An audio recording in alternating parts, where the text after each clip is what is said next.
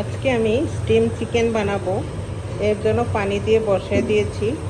দিচ্ছি একটু আদা কুচি, দিচ্ছি একটু রসুন কুচি, দিচ্ছি একটু বাটার, দিচ্ছি কালো গোলমরিচ, দিচ্ছি চিকেন স্টক পাউডার। এটাকে এখন ভালোভাবে সেদ্ধ করে নেব।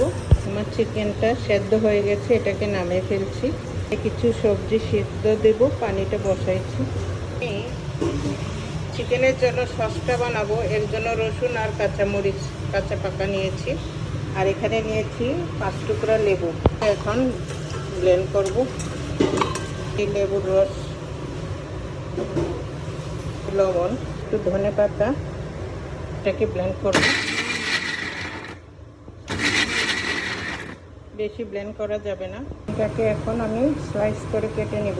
এটাকে স্লাইস করে কেটে নিয়েছি। এখন এর মধ্যে সসগুলো দিয়ে দিব। চোরা এ হলো আজকের লাঞ্চের সাথে সেদ্ধ করা সবজি।